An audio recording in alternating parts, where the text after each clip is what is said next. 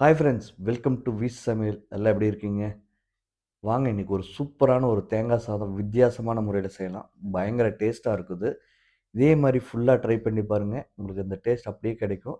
இந்த மாரி ஒரு டைம் செஞ்சு பழகிட்டீங்கன்னா, எப்பயுமே இதே மாரி தான் செய்வேங்க வீட்ல.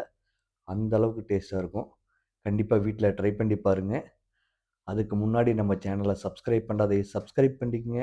இந்த வீடியோ புடிச்சிருந்துச்சுன்னா லைக் பண்ணுங்க, கமெண்ட் பண்ணுங்க.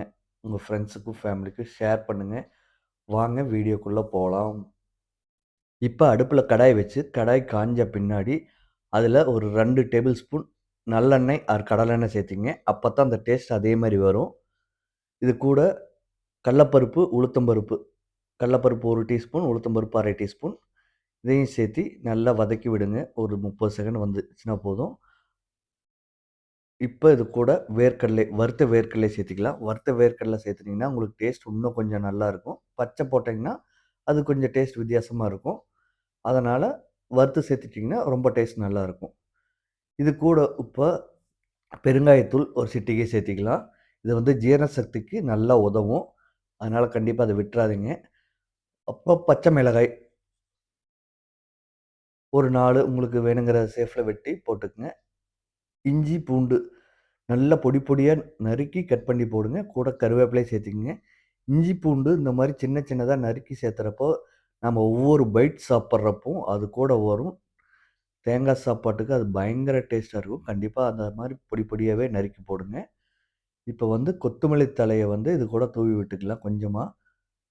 இது வந்து சாப்பிடுறப்போ அந்த ஃப்ளேவர் வந்து இந்த தேங்காய், ரைஸு இதுலலாம் ஸ்டார்ட்டிங்லயே இறங்க ஆரம்பிச்சுரும். அதனால நல்லாருக்கும். கண்டிப்பா அத மிஸ் பண்ணிறாதீங்க. இப்போ பெரிய வெங்காயம் நீள நீளமா வெட்டி போட்டுருக்கோம். உங்கள்ட்ட சின்ன வெங்காயம் இருந்தா கூட சேர்த்திக்கலாம். பெரிய வெங்காயம் தான் போடணுங்கிறது கிடையாது. இதையும் நல்லா வெங்காயம் ஒரு 1/2 பதம் வேகுற அளவுக்கு வேகட்டும். ரொம்ப வேகக்கூடாது வெங்காயம். இந்த தேங்காய் சாப்பாட்டுக்கு ஃபுல்லா வெந்துச்சுன்னா நல்லா இருக்காது. அதனால இந்த அளவுக்கு வந்துச்சுன்னா போதும். 1/2 பதத்துக்கு.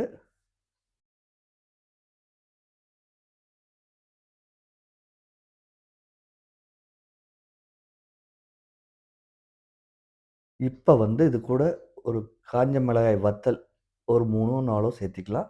சேர்த்தி இதையும் ஒரு நிமிஷம் கிளறி விடுங்க. இப்ப இது கூட தேவையான அளவு உப்பு சேர்த்திக்கலாம். தூள் உப்பே சேர்த்துக்கங்க. கல்லுப்பு சேர்த்த வேண்டாம். கல்லுப்பு சேர்த்துனீங்கன்னா கரையாது சீக்கிரம். அதனால தூள் உப்பு தான் பெஸ்ட்டு. இப்ப இது கூட மசாலா சேர்த்திக்கலாம். ஒரு 1/2 டீஸ்பூன் மஞ்சள் தூள், ஒரு 3/4 டீஸ்பூன் மிளகாய் தூள். அத போட்டு நல்லா கிளறி விட்டுருங்க. நல்லா அந்த மசாலா வாசனை ஸ்மெல் போகணும். அடுப்ப லோ ஃப்ளேம்ல வச்சு நீங்க கிளறி விடுங்க. ஏன்னா மசாலா போட்டதுனால இது மண் சட்டி எதுவும் இல்லாத சூடு பயங்கரமா ஏறும். இப்ப வந்து 1 கப் தேங்காய், துருவுன தேங்காய் அத சேர்த்தி நல்லா ஃபுல்லா மிக்ஸ் ஆகுற மாரி கலக்கி விடுங்க. ஒரு இடத்துல கூட இந்த தேங்காவோட ஒயிட் கலர் இருக்கக்கூடாது. அந்த அளவுக்கு நல்லா கிளறி விடுங்க. அப்பதான் நல்லாருக்கும். ரைஸோட ஒட்டி வரும் நல்லா. இப்ப வந்து நான் ஒரு 1/2 கப்பு பாஸ்மதி ரைஸ் எடுத்து வச்சிருக்கிறோம்.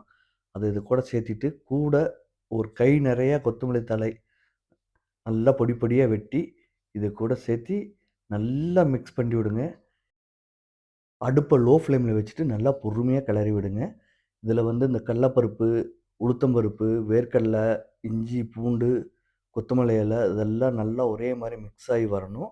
நல்லா மிக்ஸ் ஆயி வந்தோனே, நீங்க அடுப்ப ஆஃப் பண்ணிட்டு பரிமாறலாம். டேஸ்ட்டு செமையா இருக்கும். இந்த வீடியோ உங்களுக்கு புடிச்சிருக்கும்னு நெனைக்கிறேன். வீடியோ புடிச்சிருந்துச்சுன்னா, லைக் பண்ணுங்க, கமெண்ட் பண்ணுங்க, ஷேர் பண்ணுங்க, சப்ஸ்கிரைப் பண்ணுங்க. நன்றி, வணக்கம்.